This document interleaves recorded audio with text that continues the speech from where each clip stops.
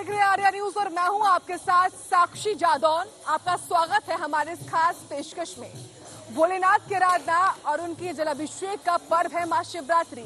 शिव और शक्ति के मां मिलन का गवाह है मां शिवरात्रि और शायद यही वजह है कि देश भर के शिवालयों में आज मां शिवरात्रि के पावन अवसर पर भक्तों की भारी भीड़ उमड़ पड़ी है। लोग तड़के सुबह से ही भक्त जो है पूजा अर्चना करने में जुटे हुए हैं। शिवरात्रि तो हर महीने आती है, लेकिन महाशिवरात्रि साल भर में आती है और इसी को लेकर भक्तों में आज खासा उत्साह देखने को मिल रहा है।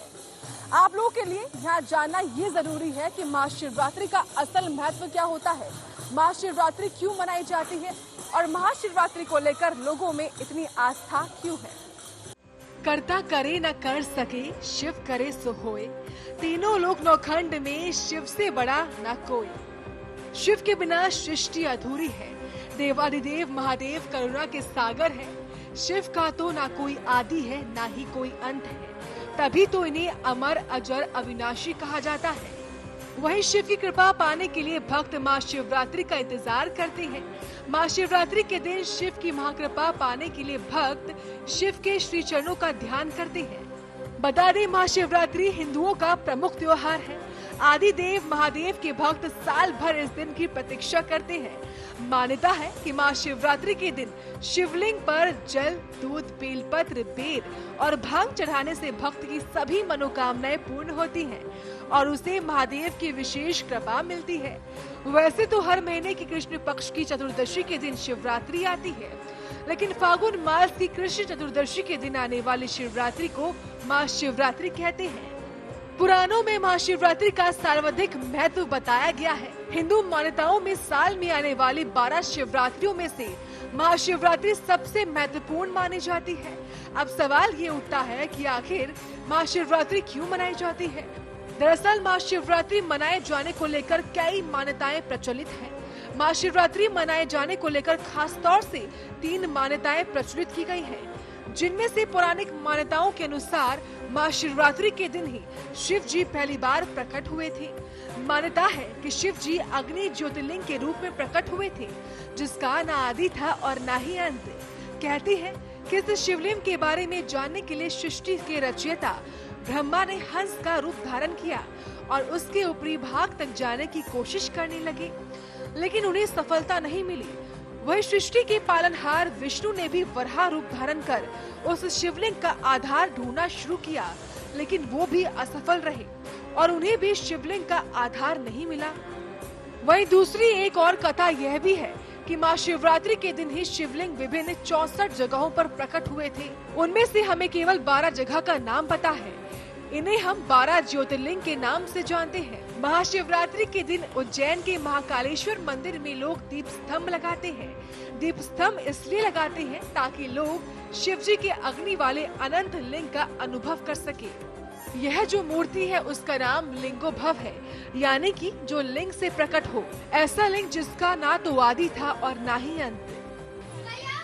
मैं दिल्ली में रहती थी, मैं पहली बार यहाँ आई हूँ। देख के हमको बहुत अच्छा लगा और यहाँ के लोग मन्नत मानते हैं तो पूरा भी हो जाता है, तो बहुत अच्छा लग रहा है। यहाँ आके हमको बहुत शांति मिल रही है। और इस मंदिर को लेकर कुछ कहानियाँ भी हैं, इलायची बाबा को लेकर, उसके बारे में अभी तो हमको इतना पता नहीं है, लेकिन अच्छा लग रहा है यहाँ आके। वही महाशिवरात्रि की पूरी रात शिव भक्त अपने आराध्य का जागरण करते हैं।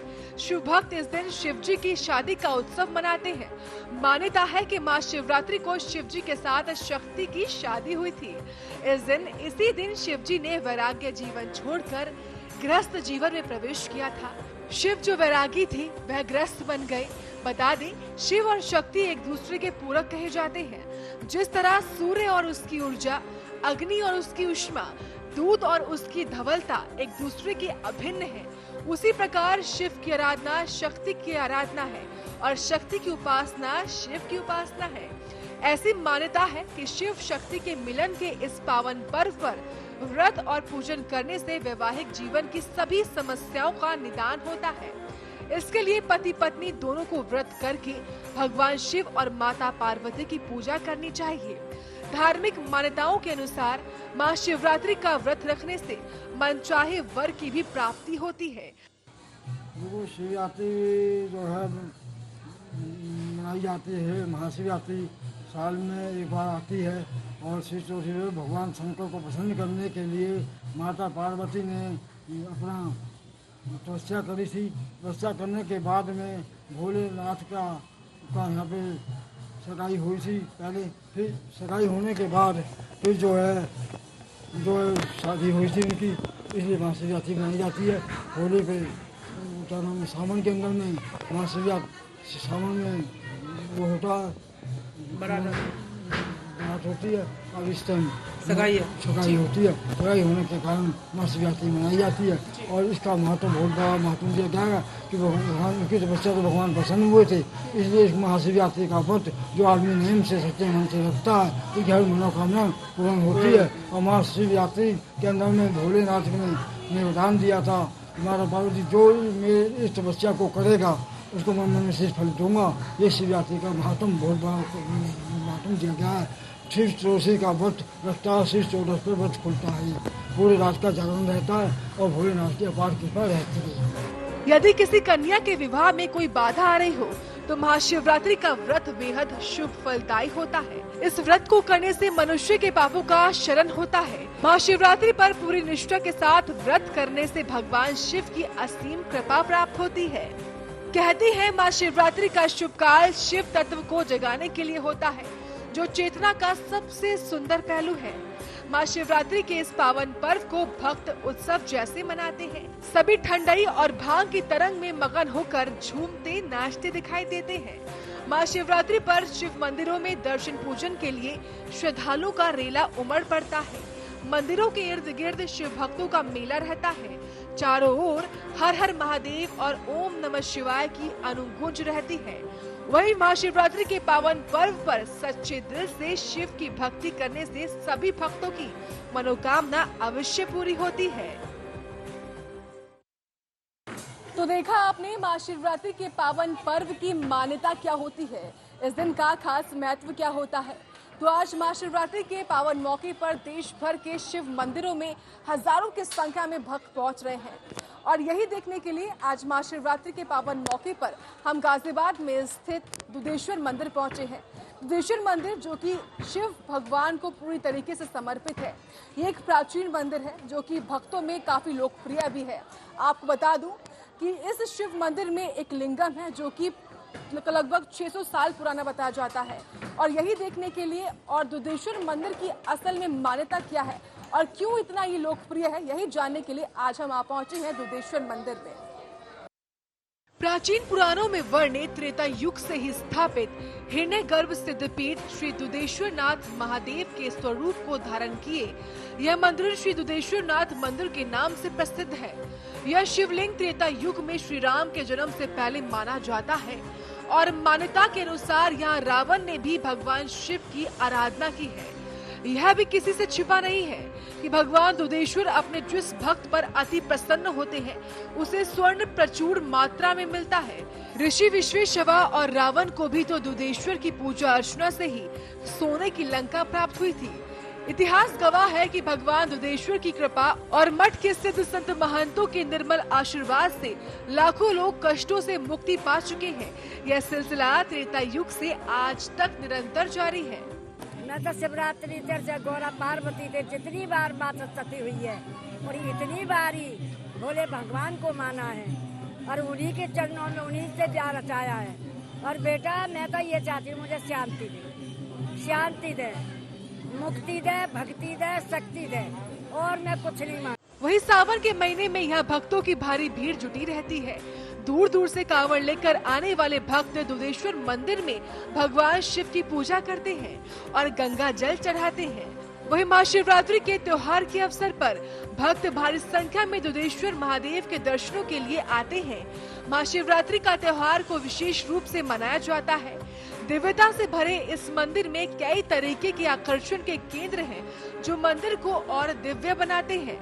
यह संतों की पूजनीय भूमि है, जहां पर एक अद्भुत ही वातावरण देखने को मिलता है। यहाँ एक सकारात्मक ऊर्जा बहती है, एक ऐसी वायु जहाँ भक्तों में संतों की सिद्धियों का मिश्रण है, जो आपको परिपूर्ण भक्ति श्रद्धा से भर देती है। इसी तरीके से मंदिर के कुछ आकर्षण के केंद्र हैं। कलयुग में भगवान दुधेश्वर के प्राकट्य के समय से सदैव जागृत दूना मठ मंदिर प्रारंभ में विद्यमान है। यह वही दूना है जिसको महान संत गरीब गिरी जी महाराज, महाराज इलायची गिरी जी महाराज, बाबा एतवार गिरी जी महाराज, नारायण गिरी जी महाराज, कैलाश गिरी जी महाराज, गंगा गिरी जी महाराज, दौलत गिरी जी महाराज, गुजरान गिरी जी महाराज, नित्यानंद गिरी जी महाराज आदि ने सदैव जागृत रखा है। इसी के पास बैठकर तप और आराधना की है। भगवान दुधेश्वर की कृपा से अनोखे चमत्कार किए हैं। भक्त जनों को धर्म का पाठ पढ़ाया है और संस्कृति की पताका लहराया है। श्री दुधेश्वर नाथ महादेव मठ मंदिर की अति प्राचीन और पावन परिसर में स्थापित ठाकुर द्वारा प्राचीन दिव्य प्रतिमाओं के दिव्य आलोक से अलंकृत है। यहाँ पर भव्य प्रतिमाएं हैं। भगवान दुधेश्वर का भव्य श्रृंगार भक्तों के लिए मुख्य आकर्षण का केंद्र है। श्रृंगार में विभिन्न प्रकार के पकवान में स्थान, ऋतु फल, अन्य सामग्रियों का उपयोग होता है। भगवान दुधेश्वर का श्रृंगार इतना भव्य होता है कि दूर दूर से भक्तगण बाबा का दर्शन करने आते हैं। ये प्राचीन मंदिर यही है गाजियाबाद का, और ये जो रमते राम रोड मंदिर है, इसकी यहाँ से सुरंग है, और यहाँ की सुरंग हिंडर नदी पे है, हर नदी जो कहते हैं, समझे। और ये प्राचीन है। अब तो गुफा तो ये सब बंद हो गई। ये तीनों मंदिरों का एक लिंक है ये। और ये जो है मंदिर जो है प्राचीन, महाप्राचीन। यहाँ इस मंदिर में रावण के जो फादर थे उन्होंने पूजा करी और रावण ने पूजा करी।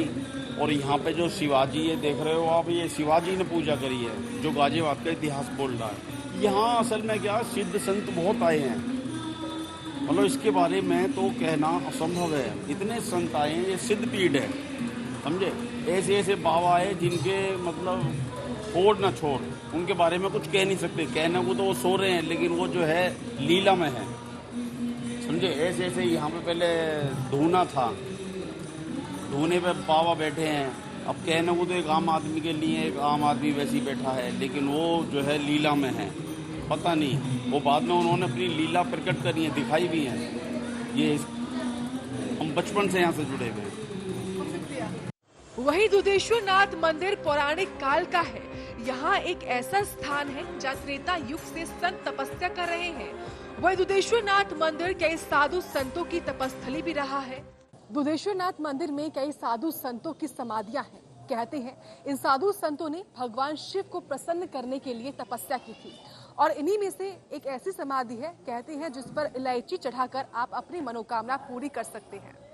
भगवान शिव को समर्पित दुधेश्वर नाथ मठ मंदिर में कई सिद्ध संतों की समाधियां स्थित हैं।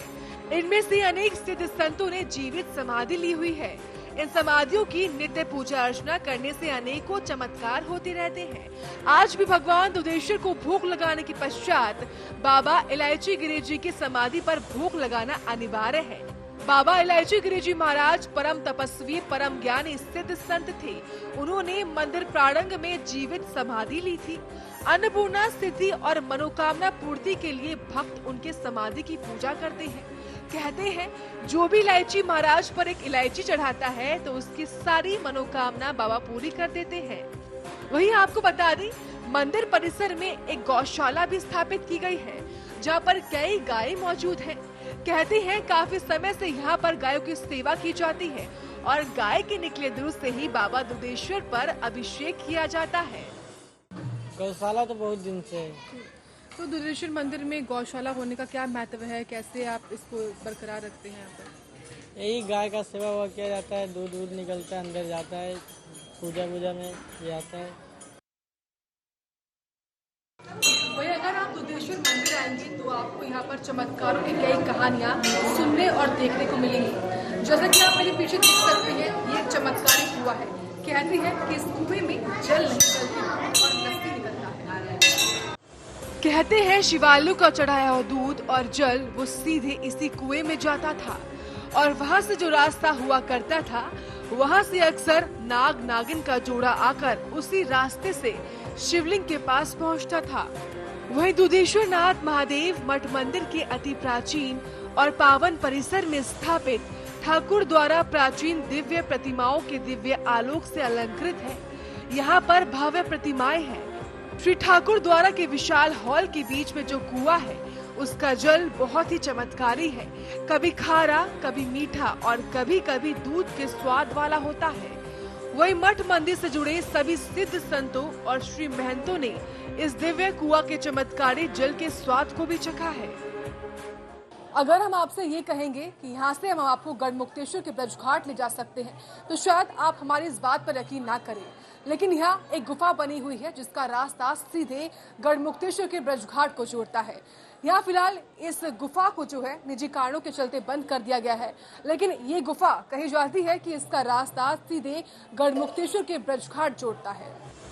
आपको बता दें, इस प्राचीन गुफा का दरवाजा पहले कुएं के अंदर जाता है, फिर कुएं के अंदर से एक खिड़की है जहां से वो रास्ता देवी मंदिर में जाता है और फिर देवी मंदिर से आगे उत्तराखंड के लिए निकलता है। फिलहाल इस गुफा के दरवाजे को निजी कारणों के चलते बंद कर दिया गया है। आप अक्सर इस मंदिर में आते हैं?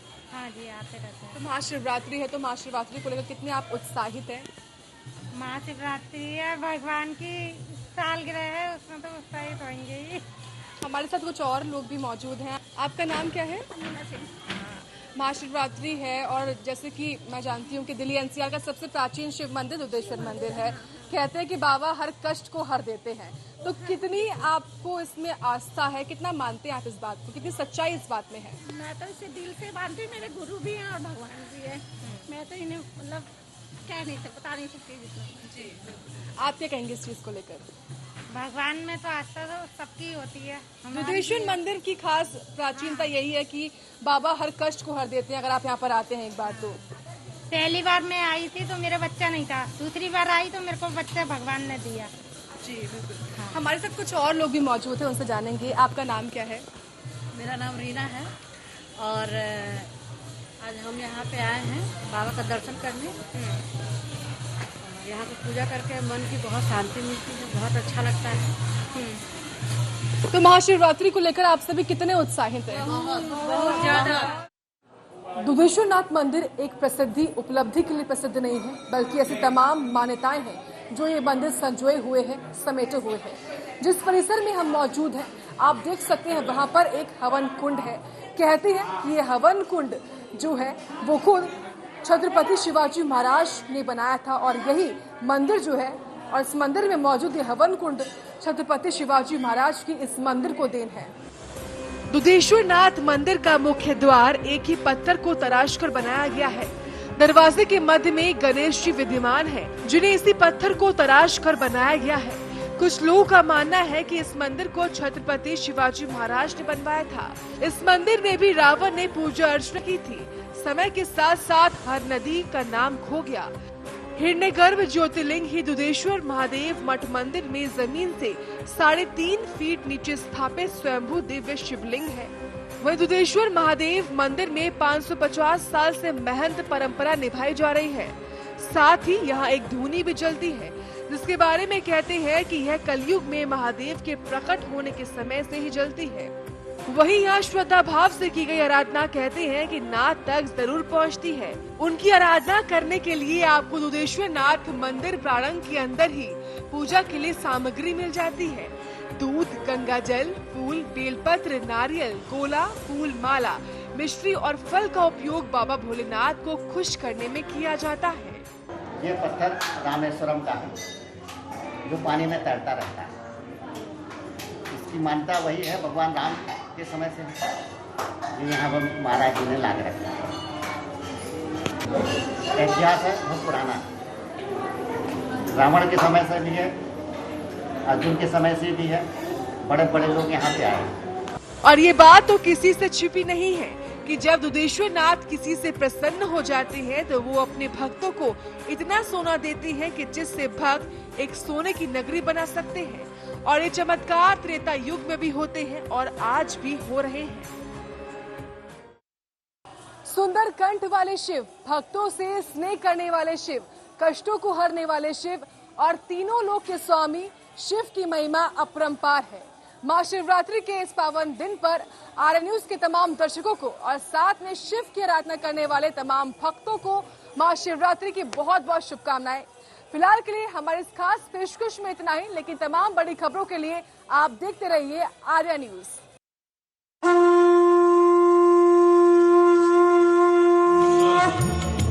त्र्यंबकं यजामहे सुगंधिं पुष्टिवर्धनम् उर्वारुकमिव बन्धनान्